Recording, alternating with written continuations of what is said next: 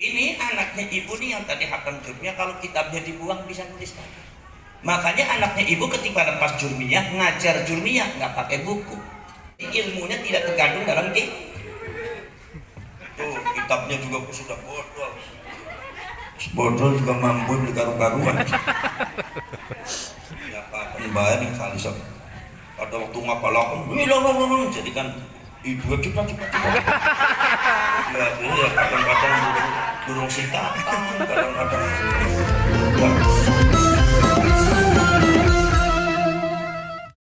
Bismillah, alhamdulillah, wassalatu wassalamu ala sayyidina rasulillah wa ala alihi wa ashabihi wa wala, la hawla wa la quwwata illa billah wa ba'd. Ma'asyiral asatidz wal ustazat, para wali santri, santriwan santriwati yang saya hormati. Alhamdulillah untuk sekian kalinya Pondok Pesantren An-Nadwah Khataman Ajurumiyah. Imam Ajurumiyah ini namanya Imam As-Son Haji, sebagai seseorang yang ilmunya menggabungkan antara dua kubu besar teori nahwu shorof. Satu adalah kubu yang disebut dengan kubu, yaitu adalah bangsa Kufah, mazhab Kufah. Nomor dua mazhab Basrah. Dulu zamannya nahwu shorof itu, peradaban nahwu shorof terjadi pergolakan, perbedaan pendapat yang besar antara ulama Basrah dengan ulama Kufah, padahal sama-sama Irak. Rupanya yang pinter nahwu shorof itu orang Irak. Makanya dulu dipuntet kalau mau pinter mondok sekolah di Irak. Peradaban Irak dulu peradaban Baghdad sebelum peradaban Mesir. Itu peradaban Baghdad. Makanya peradaban tua. Makanya selanjutnya orang Yahudi pertama kali mau menghancurkan peradaban Islam adalah peradaban Irak, diserang. Sampai detik ini Iraknya diserang, tidak punya kekuatan.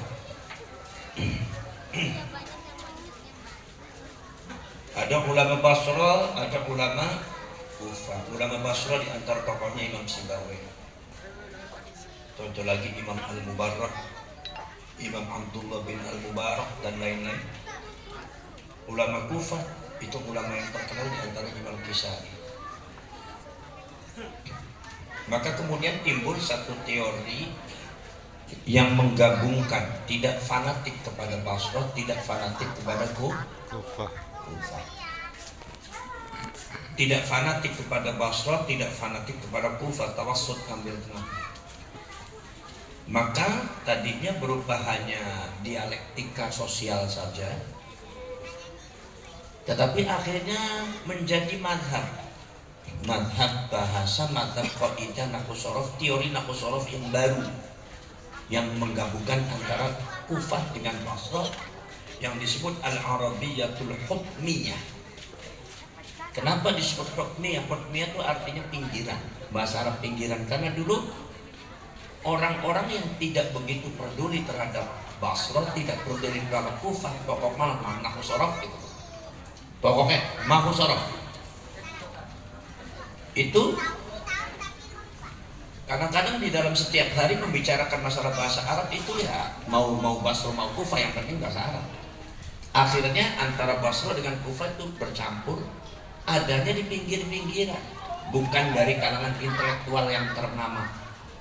Makanya disebutnya Al-Arabiyatul Hukmiyah, bahasa Arab pinggiran. Dulu belum menjadi peradaban, tapi semakin hari semakin besar, semakin banyak pengikutnya, bahkan membentuk sebuah mazhab namanya mazhab Al-Arabiyatul Hukmiyah, menjadi mazhab alternatif menggabungkan antara mazhab Basrah dengan mazhab Kufah.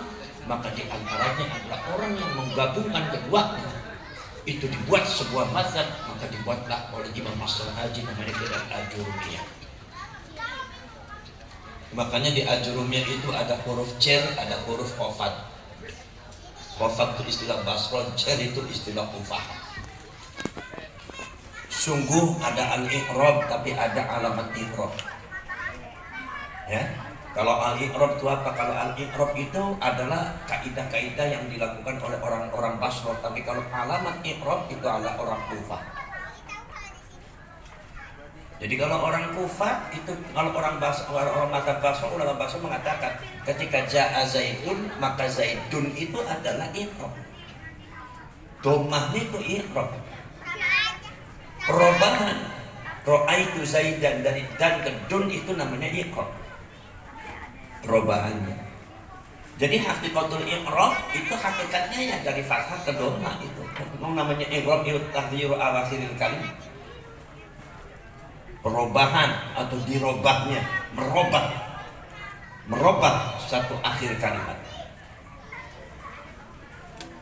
Jadi kalian tahu bahwasanya ketika i'rab itu didefinisikan oleh Imam Ajurumiyah taghyiru awakhiril kalim, yang artinya merubah akhir-akhir kalimat. Bukan perubahannya, ada bukan perubahan, merubah. Kalau perubahan itu bukan taghyir, taghayyur. Berubahnya. Taghayyuru awakhiril kalim itu berubahnya akhir kalimat. Kalau taghyir merubah.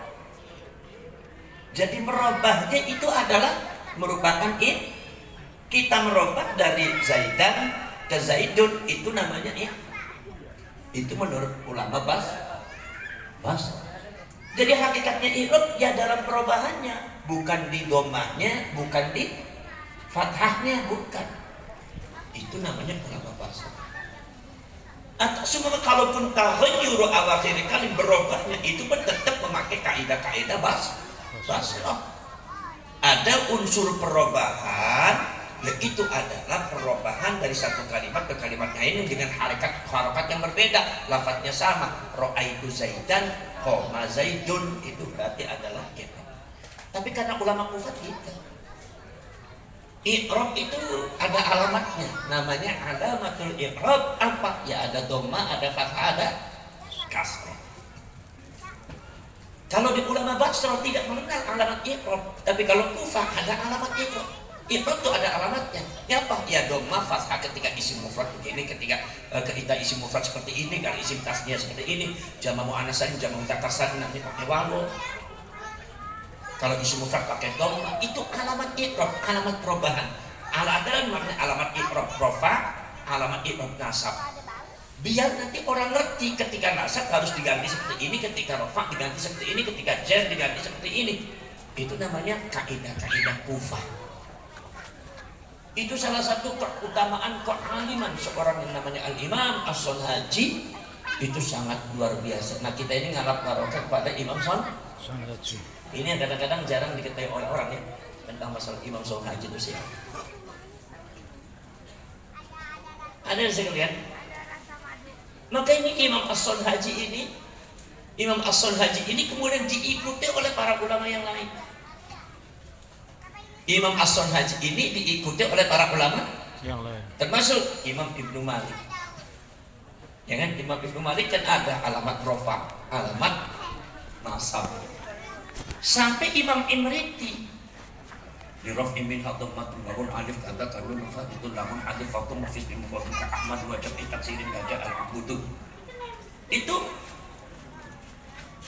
ada lil raf'i, ada lil nasbi, ada lil khafdi. Ada alamat i'rab itu menggunakan istilah Kufah. Mencampurkan antara Kufah dengan Basrah, dibentuklah Arabiyah Hukmiyah. Maka Arabiyah al-Hukmiyah ini ada sekalian, Al-Arabiyatul Hukmiyah ini adalah merupakan satu alternatif yang dianggap paling efektif untuk mempelajari nahwu sharaf. Sehingga orang tidak bingung, tidak terjebak pada kotak-kotak mazhab. Harus begini, harus begini, tidak. Yang penting belajar nahwu sharaf. Nah, itu. Ada sekalian. Maka setelah Imriti ini kemudian, maka Alfiyah walaupun nazomna memakai istilah Imam As-Sonhaji, Al-Arabiyatul Hukmiyah mencampurkan antara Basra dengan Kufah, maka syarah yang terbaik daripada Ibnu Malik, Alfiyah Ibnu Malik adalah Ibnu Aqil.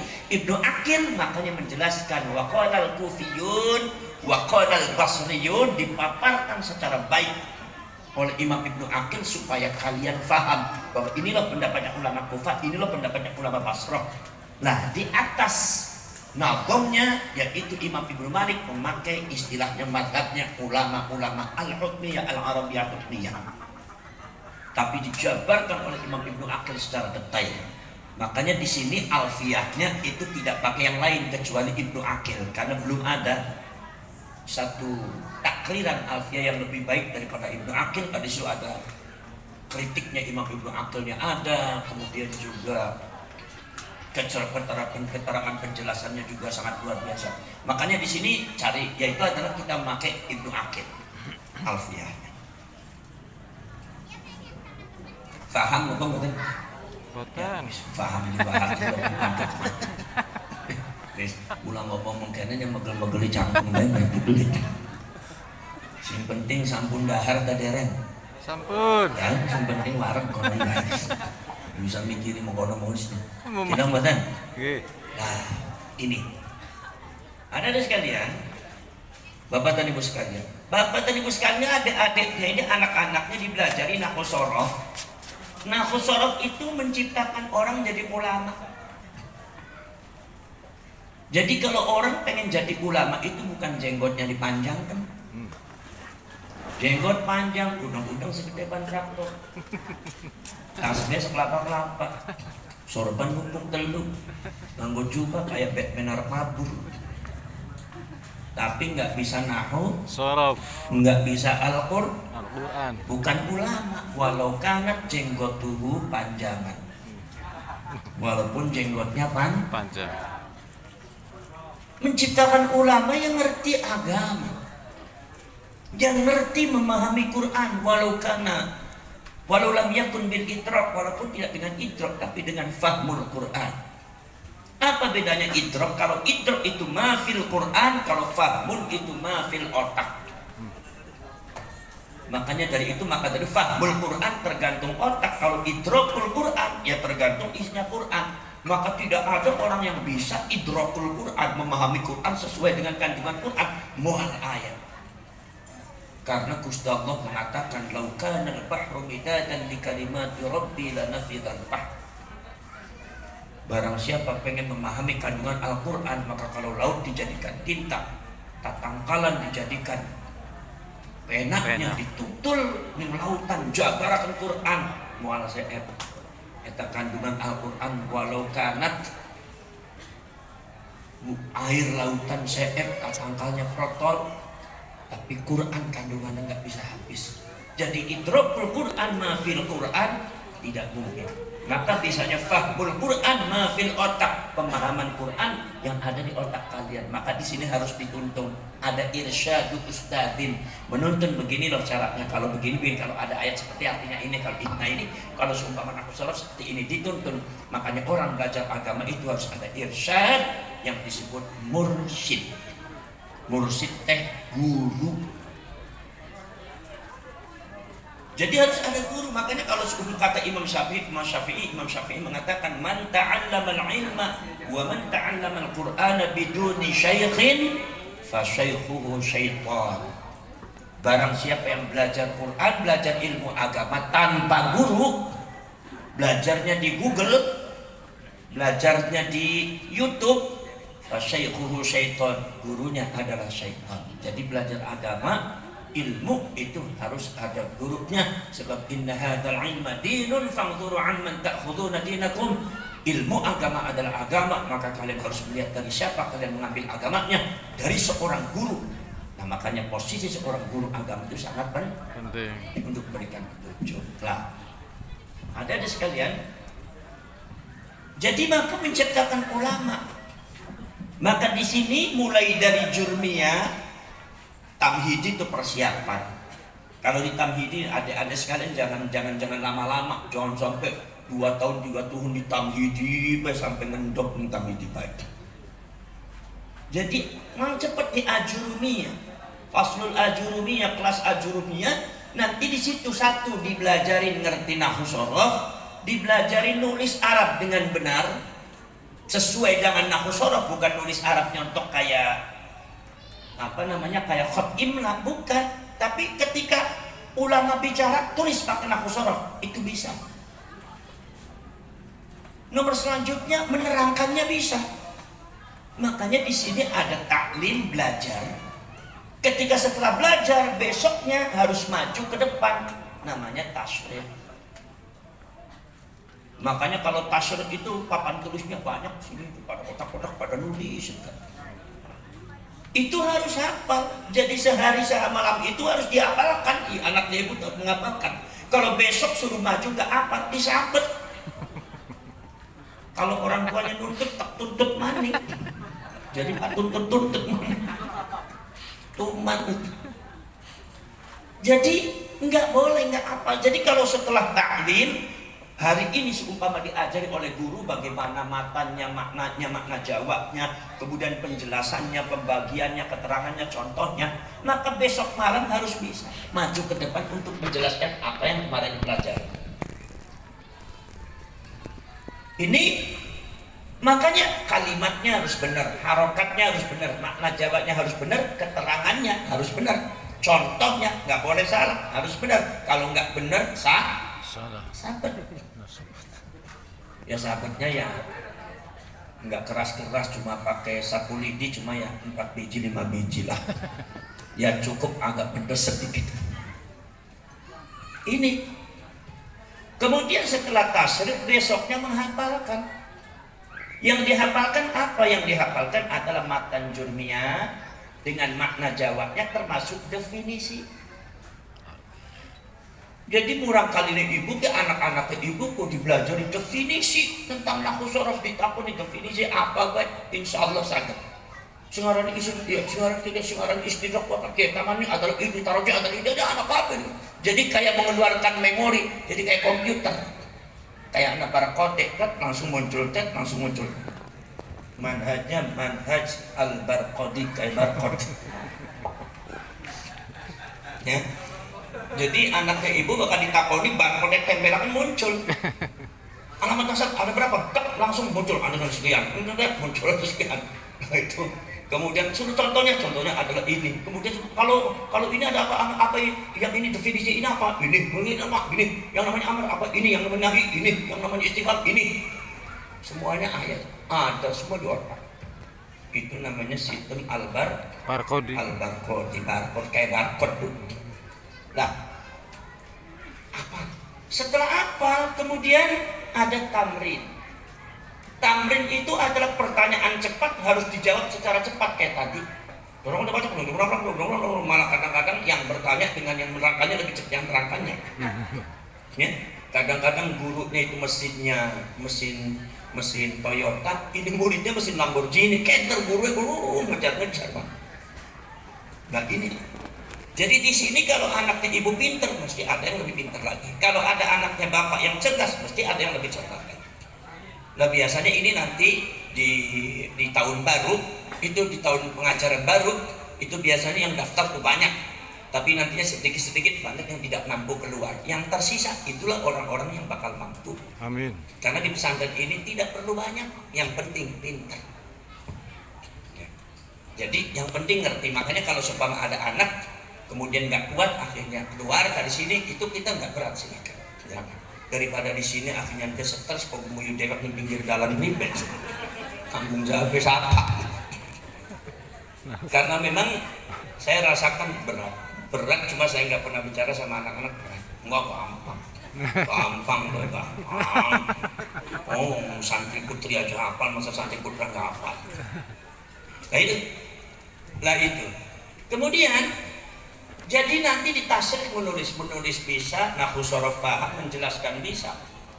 Nah nantinya kitab itu ketika jurmiyah itu sudah khatam kan segini dengan buku besar. Coba lihat bukunya, kitab yang itu. Tuh, makanya kalau ngelihat bukunya anaknya ibu bodol kabeh. Kalau seumpama baru bersih berarti nggak pernah dipakai bukunya. Dilihat bukunya juga pada bodol, pada sobek itu karena setiap hari Makanya anaknya ibu itu, makanya saya keberatan kalau seandainya anaknya ibu itu kadang-kadang seumpama libur terlalu lama. Ini kitabnya Salisa Fatimah, salah satu ponakan saya. Ini kalau dibuang, ini Fatimah tadi suruh nulis kitab ini lagi bisa. Itu kelebihan di sini. Jadi ilmunya tidak tergantung dalam tuh kitabnya juga sudah bodol. Bodol juga mampu di karu-karuan. Ya Pak, bayar nih Salisa. Ada waktu ngapalakan, jadi kan ibu cepat. Ya kadang-kadang durung sikatan, kadang-kadang ya Fatimah durung sikatan, jadi mampu macam-macam. Nah nanti ini setiap buku ditandatangani setiap bab, karena barangkali ada keterangan yang beda harus diluruskan. Ini anaknya ibu nih yang tadi hatam jurmiyah, kalau kitabnya dibuang bisa nuliskan. Makanya anaknya ibu ketika lepas jurmiyah, ngajar jurmiyah nggak pakai buku. Di sini sudah biasa seperti itu, jadi bukan luar biasa. Jadi jangan terlalu dipuji, biasa aja. Di sini sih biasa. Kalau kata orang luar biasa, wah biasa. Memang jurmiyah harus seperti itu, ya. Biasa saja. Kemudian Sudah umum. ada lagi kemudian nanti di bab nawasikhul ibtida itu ada tafriqul kalam. Kalau di dalam rosok itu istilahnya ihbar, tetapi di sini ihbar itu salah satu bagian daripada tafriqul kalam. Kalau nggak salah itu ada 12 atau 14 poin, termasuk idmar, mendomirkan. Sebab apa? Sebab koma al-muslimuna. Kalau al-muslimuna di depan, al-muslimuna komu, bukan koma. Ya. Doroba Zaidun Amron, dorobahu Zaidun. Jadi Amronnya diganti. Ada lagi dorobahu, di mana fa'ilnya itu masuk ke dalam domirnya domir mustaqil. Doroba Zaidun Amron, Zaidun doroba Amron, Zaidun yadribu Amron, Zaidun doribun Amron, Zaidun doribu Amrin. Dikasih ke anak, itu bisa satu kalimat, bisa 60 kalimat pun. Sesuai dengan kaidah nahwu shorof, itu namanya tafriqul kalam, manakala sudah bab nawasikhul ibtida. Itu kenapa kok diadakan tafriqul kalam? Supaya anaknya ibu nih ketika memahami kitab atau bahasa Arab, ketika ada disodorkan susunan bahasa Arab atau disebut tarkib, nggak bingung, oh ini asalnya ini asalnya ini asalnya ini, tahu. Nah itu, saya tadi kaget melihat anak-anak yang kataman jurmiyah, kok anaknya kecil-kecil nih, bener-bener mampu nggak, tapi cabai rawit nih kayaknya kecil-kecil, ternyata suruh dirasain taslit bisa juga. Kadang-kadang yang saya duga nggak kuat, ternyata dia paling kuat, aneh. Ibu sekalian, ini tafriqul kalam. Setelah itu kemudian imriti. Imriti adalah penjabaran daripada jurmiyah, ditambah kitab. Hanya beberapa bab yang beda, semuanya sama. Yang harus dilakukan di imriti adalah satu, taklim, belajar. Nomor 2 adalah tafsir, menerangkan di depan, harus hafal. Bedanya apa dengan jurmiyah? Bedanya kalau jurmiyah keterangannya memakai bahasa Indonesia, tapi kalau imriti keterangannya pakai bahasa Arab. Jadi anaknya ibu maju ke depan itu menerangkan bahasa Arab. Bahasa Arab tulis dulu, namanya takriran. Seumpama qala Muhammadun alhamdulillahilladzi qad wafaqo, atau seumpama kalamuhum naktumu fi musnadub lah. Di sini ada keterangan al-mustadu huwa ini keterangan pakai bahasa Arab. Setelah pakai bahasa Arab barulah diterangkan oleh anaknya ibu, ini maksudnya begini. Jadi seperti menjelaskan kitab. Jadi tidak ada tulisan bahasa Indonesianya kalau di jurmiyah. Kemudian di imriti tidak ada tamrin. Kenapa? Karena di imriti itu sudah sama dengan jurmiyah, hanya beda 2 bab 3 bab aja yang beda. Makanya nggak perlu ditamrin. Kemudian nomor selanjutnya adalah ngapalkan hifdz, yaitu adalah nazam imriti. Kalau hum lafdhum fi musnad sampai seterusnya. Nah itu biasanya anak-anak kalau seumpama menghafalkan nazam imrit itu biasanya itu 3 bulan. Kalau 3 bulan berarti kalau 1 tahun masih ada berapa bulan? 9 bulan itu digunakan untuk ngapalkan juz amma yatasaalun sampai kul a'udzu birabbin nas juz ke-30 untuk modal ketika pulang supaya jadi kiainya hafal Quran.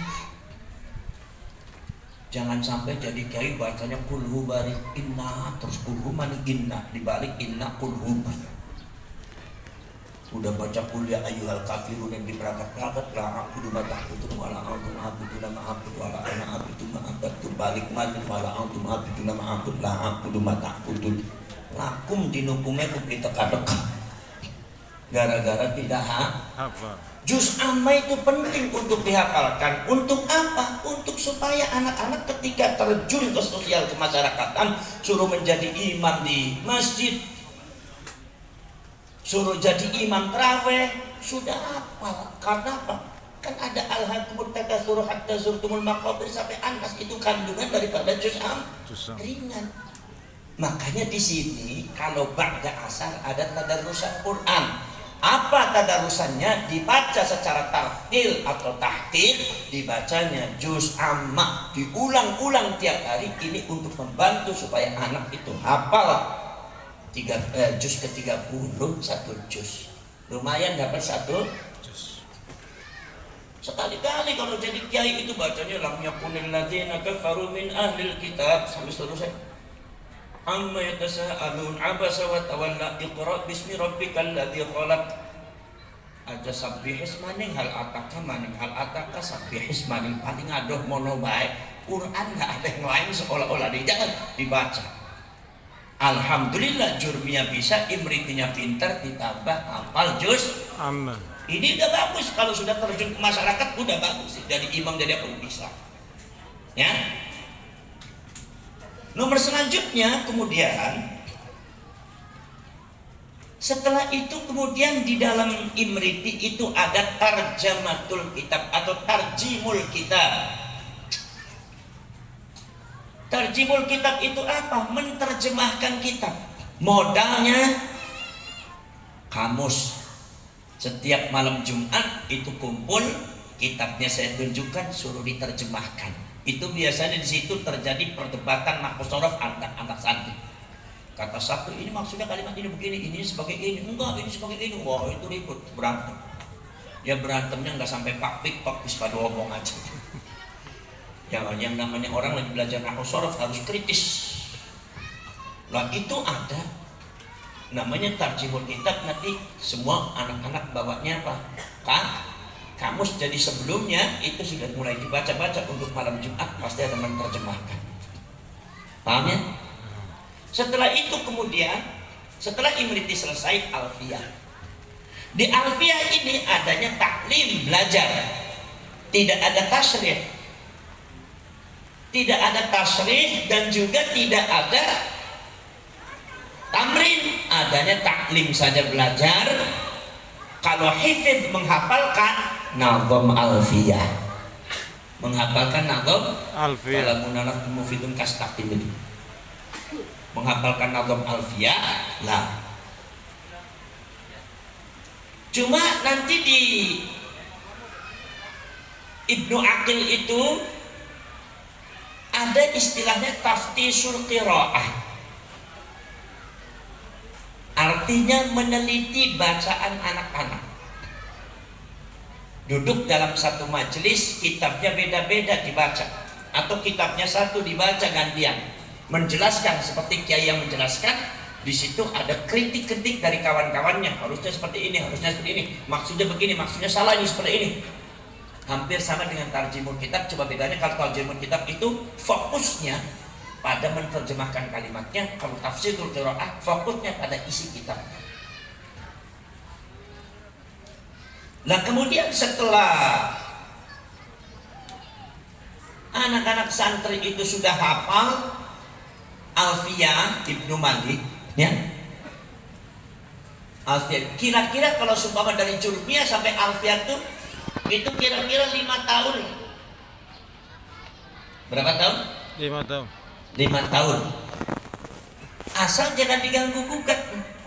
Setelah 5 tahun itu Alfiah selesai, di sini sudah ada Dirasatul Ulya. Macam kalau yang lain Ma'had Ali, cuma saya tidak mau meniru Ma'had Ali. Saya pengennya Dirasatul Ulya ngarang sendiri aja. Dirasa tingkat tinggi yang dipelajari sudah fokus kepada substansi keilmuan yang sebenarnya, bukan ilmu alat. Jadi yang dipelajari tafsir, usul tafsir, hadis, usul hadis, fikih, usul fikih, ditambah tarikh, sejarah. Sebab itulah kelemahan santri. Santri itu apal sama fardunya wudu, rukunnya sholat, tapi kalau ditanya hadisnya apa, itu nggak bisa. Hadisnya apa? Nggak tahu. Dalilnya nggak tahu.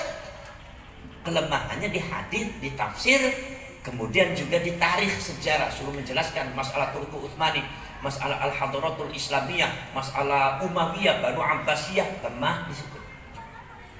Biasanya konteksnya hanya konteks ilmu fikih dan nahwu shorof, maka di situ tempatnya. Lah di Dirasatul Ulya ini nanti itu ada penulisan makalah seperti S2. Nanti yang ngatur tulisannya saya. Tulisannya ini jumlah halamannya minimal 20, referensi minimal 5 kitab, minimal, kalau lebih nggak apa-apa. Yang bahasa Arab sekian, yang bahasa Indonesia sekian referensinya.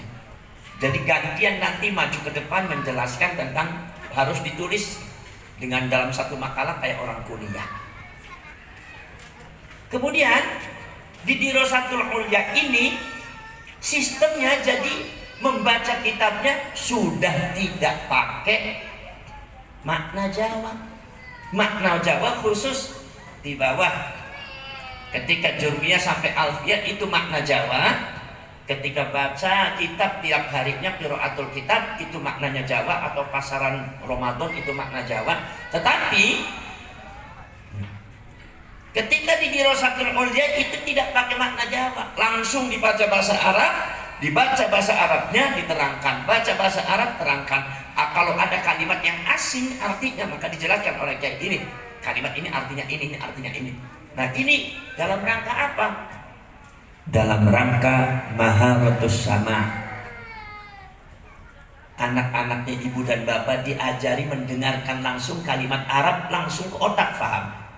Jangan sampai harus dimaknai Jawa. Dulu ada kawan saya begitu datang ke Mesir bingung ngaji. Kenapa bingung? Setiap syekhnya bicara bahasa Arab dimaknai Jawa, utawi iku-iku belum Jawa, bingung akhirnya. Syekhnya bacanya cepat diutawi iki-ikui. Itu ketika syekh baca begini, wa nahnu nabhasu an tafasir munqasimun ala hadza, itu harus tek. Nah ini anak santri dipelajari di Dirasatul Ulya supaya kupingnya ketika nangkap nyambung dengan ini, nangkap. Jadi kayak dengarkan bahasa Indonesia nggak usah dijelaskan. Jadi nahwu sorofnya sudah jadi otak. Ini perlu. Maka dari itu ada sekalian, itulah yang. Kemudian Quran. Di sini orang di sini harus ngaji Qurannya, harus khatam, harus benar. Harus diteliti Quran. Makanya ada laporannya, ada mufattishul Quran di sini. Mufattishul Quran itu panitia khusus untuk meneliti perkembangan Qurannya anaknya ibu dan bapak. Jadi anaknya ibu dan bapak ini setiap sebulan sekali itu ada laporannya, atau 2 bulan sekali ada laporannya. Ini sampai di sini, ini sampai di sini. Nanti kalau mandek terus malas tak sabar sama saya. Jadi tidak ada yang luput dari pandangan saya. Kenapa? Karena kalau nahwu sorofnya benar, nahwu sorofnya pinter, Imriti Jurmiyah pinter, Alfiah pinter, tapi begitu baca Qurannya belang-belentok, memalukan apa tidak? Memalukan. Lu jadi kayak gitu. Kok baca Qurannya kayak gini? Panjang pendeknya, makharijul hurufnya, idgham, iqlab, izharnya tidak ada, mad-madnya tidak dibaca. Ini maka dari itu ditaftis betul-betul anak santri begitu keluar itu bacaannya jangan memalukan. Bagaimana ikhfa, bagaimana idgham, bagaimana mad wajib mutasil, mad jaiz munfasil, bagaimana mad tabi'i, bagaimana mad arid lisukun. tajwidnya dipelajari. Nah ini supaya begitu keluar itu nahwu sorof bisa, pinter baca kitab, pinter menjelaskan, bisa ceramah, nyambut bisa, jadi imam bisa, Qurannya benar. Udah jadi kiai dah, tinggal dikawinkan saja sama santri. Nanti kawinnya jangan sama orang sembarangan, anaknya ibu, yang kira-kira ngerti sama ilmu, jangan sampai cuma ngerti sama harta. Karena anak santri ini dididik keilmuan, akan dititipi amanat keilmuan agama. Nah inilah kita. Nah tadi itu sudah apa namanya, sudah jurmiyah, alfiyah masih golongan kedua ini, alfiyah masih belum khatam. Insya Allah nanti tahun yang akan datang mudah-mudahan sudah ada yang khatam alfiyah. Ya. Nah itu ibu-ibu sekalian, barangkali itu dari saya. Maka dari itu saya minta kepada ibu-ibu, di sini tidak ada libur. Kalau ibu bapak mau memondokkan santri di saya, nggak ada libur. Liburnya itu cuma Ramadan, tanggal 20 Ramadan sampai tanggal 10 Syawal, berarti berapa hari? 20 hari dah. Jadi kalau sekolah libur, nggak libur. Sebab di sini mazhabnya bukan mazhab depan. Jadi kalau sekolah libur kita enggak tetap ngaji. Anaknya ibu tetap ngaji, anaknya bapak tetap ngaji. Kenapa? Sebab ini banyak program dan hafalan, keterangan, penjelasan, tugas yang harus diselesaikan. Nanti kalau libur terus kapan bisanya? Baru juga 4 bulan masuk sudah libur lagi. Liburnya nggak tanggung-tanggung 20 hari, lupa semua tuh yang 4 bulan. Libur roja'ah lagi sampai setengah bulan, habis itu umurnya untuk terus begitu. Makanya kalau seumpama ada mau pulang itu pakai istilahnya cuti. Cuti itu apa? Pulang tapi 2 hari, paling lama 3 hari, nggak boleh lebih 3 hari. Kenapa? Sebab ini di Rosa tetap berjalan. Ibarat kereta sudah berjalan. Kalau anaknya ibu pulang jangan sampai ketinggalan terlalu jauh. Kasihan sama anaknya nanti ngejar. Jadi supaya jangan terlalu banyak ngejar, makanya 2 hari sampai 3 hari. Makanya ini kalau seumpama ini pada khutbah Quran, bapak ajrumiyah, setelah acara ini ada yang mau izin, silakan izin, tapi jangan lebih daripada 3 hari, karena di Rosa tetap jalan, nggak ada berhenti. Makanya semua di punten pesantren ini pulang semua sepi tuh. Kalau sekolah libur, kecuali di sini tidak sepi, tetap ramai, pagi-pagi juga tetap ngapalin, lagi ngejar waktu. Kenapa? Karena nggak mungkin anaknya ibu dan bapak mondok terus di sini. Kalau bisa mondok jangan lama-lama, udah 7 tahun aja sampai kena tafsirnya, haditsnya 7 tahun. Jangan terlalu lama-lama, ngapain kalian lama-lama mondok di sini? Lama-lama juga kayaknya bosan juga, jangan bocah kimanin dekat perangkat. Lah, jadi jangan lama-lama kalau mondok ya. Ya 7 tahun, paling itu 9 tahun. Kecuali kalau dia, saya sini aku di sini aja lah, barangkali saja dapat jodoh di budak, beda itu, ya kan? Nah ini, jadi makanya ketika pulang, tolong ini dimengerti oleh wali santri, ya. Jadi kalau seumpama libur jangan dijemput. Kalau dijemput nanti anaknya nangis. Oke, anak saya nangis, ngomong ibu dengan bapaknya datang ya nangis. Coba kalau nggak datang mau nangis, ya kan? Makanya jangan membuat menangis anak, biarin aja, namanya anak lagi dididik dewasa, ya kan? Nah maka dari itu seperti itu. Maka dari itu nanti pulang itu jangan lama-lama, ya. Sebab di sini tetap berjalan. Nanti mungkin setelah ini kasih libur 2 hari, nanti toleransi untuk pulang itu sampai 3 hari, masuk lagi. Sebab nanti ada Ramadan. Ketika Ramadan ini nanti juga tanggal 20 Ramadan dah libur. Di sini libur panjangnya cuma Ramadan sampai Syawal, udah 10 Syawal harus datang lagi ke sini. Toh mondok itu cuma 7 tahun. Kebanyakan umur kalian itu, umurnya anaknya ibu dan bapak itu digunakan di rumah. Kebanyakan mondok kan cuma diambil 7 tahun. Ya 7 tahun itu harus dimanfaatkan betul-betul. Yang kira-kira keluar itu sudah jadi kiai. Pengen nggak ibu-ibu dan bapak-bapak itu jadi kiai anaknya? Pengen apa tidak? Pengen. Kalau jadi kiai itu nggak khawatir, nggak ada kiai yang nggak kaya, nggak ada, semuanya kaya. Karena apa? Karena Ketika Allah menciptakan dunia, kata Allah mengatakan, ya dunia ikhdami man khadamani wastakhdimi man khadamaki. Wahai dunia, berjanjilah kamu di depan saya, ladenilah orang yang meladeni saya, dan perbudaklah orang yang jadi budakmu. Maka orang kalau menjadi budaknya dunia akan diperbudak oleh dunia. Tapi orang kalau meladeni Allah dengan ilmu agama, maka Allah akan meladeni. Maka kiai semua, nggak ada kiai itu yang miskin, nggak ada. Kiai semuanya itu jembar rezekinya, tanahnya banyak, mobilnya banyak, santrinya banyak, duitnya, istrinya Sakit. Lah itu kiai. Maka dari itu ada ibu-ibu sekalian, kiai semuanya jembar. Rezekinya dari Allah, asal meladeni Allah, datang sendiri itu rezeki. Makanya kiai yang ikhlas pasti dikasihkan kejembaran. Min haitsu la yahtasib, dari satu arah yang kiai sendiri nggak tahu tiba-tiba datang. Ada kemarin tuh ada orang, saya bilang udah sampai nggak usah kerja di Jakarta, pesantren, buka pesantren, ngajari anak-anak alif fatahah, alhamdulillah malah sekarang mendapatkan tanah 1,5 hektar dan masjidnya dibangun sejadinya. Itu masjidnya itu ada 2,5 miliar lebih. Masjidnya itu dari siapa? Dari Allah. Padahal kiainya nggak mampu. Sekarang mah jadi orang kaya, udah punya mobil. Saya bilang awas, istrinya jangan tambah lagi, kasihan ibunya itu, mentang-mentang kiai istrinya banyak pun. Jangan mengikuti nafsu ya boleh. Nah itu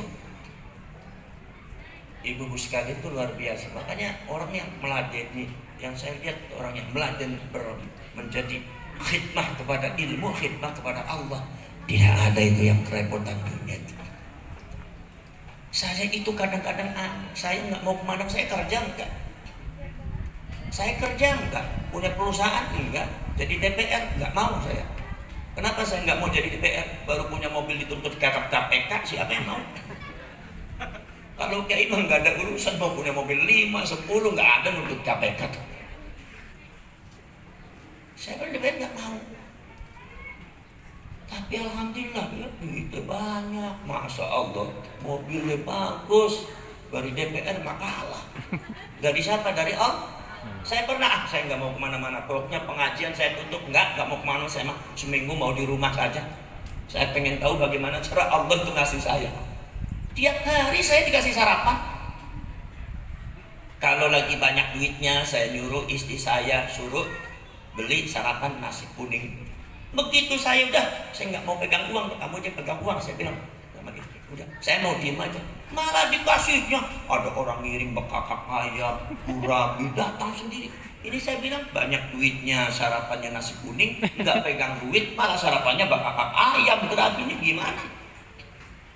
Tiba-tiba ada orang datang, masih amplop sama saya. Amplopnya bukan sembarang amplop, ada isinya. Kalau ngasih amplopnya doang, tukang warung namanya. Alhamdulillah, saya selama seminggu, setengah bulan saya nggak mau kemana-mana, banyak duitnya dikirim sama Allah. Alhamdulillah, nggak ada kelaparan, ini luar biasa. Makanya saya nggak kemana-mana juga tetap aja. Makanya kadang-kadang saya mah capek. Kenapa Gus capek? Setiap ada orang ngasih uang terus capek. Wah, gimana sih kata sebelah? Itu namanya barokahnya itu janjinya Allah Subhanahu wa Ta'ala. Ya dari saya cukup sekian saja. Kemudian saya harapkan, karena memang ini anak-anak ibu dan bapak ini kadang-kadang kan agak berat di sini, makanya saya mohon setiap tanggal lahirnya, hari lahirnya dipuasai setiap minggu. Lahirnya hari Senin, setiap hari Senin puasa. Untuk siapa? Untuk menguasai anak. Cuma kalau anaknya lahirnya hari Sabtu, Jumat, Sabtu, Ahad, maka puasanya 2 hari dengan yang lainnya. Jadi Jumat dengan Kemisnya atau dengan Sabtunya, Sabtu dengan Jumatnya atau dengan Ahadnya, Ahad dengan Seninnya atau dengan Sabtunya 2 hari, supaya tidak terkesan mengkultuskan hari itu. Makanya puasa Jumat saja, Sabtu saja, Ahad saja, cuma satu hari, hukumnya makruh.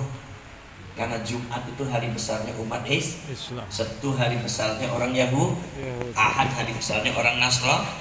Nanti kalau seumpama hanya Ahad saja, kira-kira seperti ini mirip dengan mengagungkan hari besarnya orang Nasrani. Kalau Sabtu saja mengagungkan hari besarnya orang Yahudi. Kalau Jumat saja kok fanatik kepada hari besar. Kenapa kan?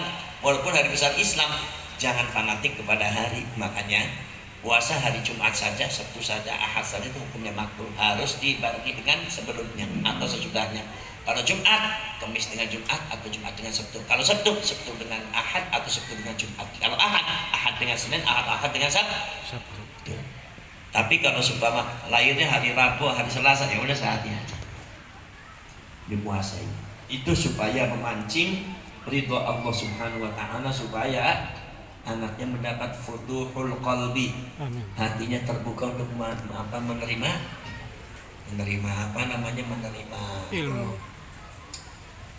ilmu dari Allah. Ibu-ibu dan bapak-bapak sekalian, kemudian nanti malam insya Allah mudah-mudahan terakhir ditutup oleh ceramah di Subhan Mahmud dari Brebes. Nanti ibu-ibu dan bapak silahkan datang mendengarkan ceramah beliau. Beliau itu termasuk kiai yang fenomenal di Brebesnya, yang paling top. Makanya nanti ibu-ibu bapak mendengarkan tausiah beliau nanti. Hadza wa ufawwidu amri Allah wallahu basirun bil ibad wallahu muwaffiq ila aqwamit thoriq. Assalamualaikum warahmatullahi wabarakatuh. Waalaikumsalam warahmatullahi wabarakatuh.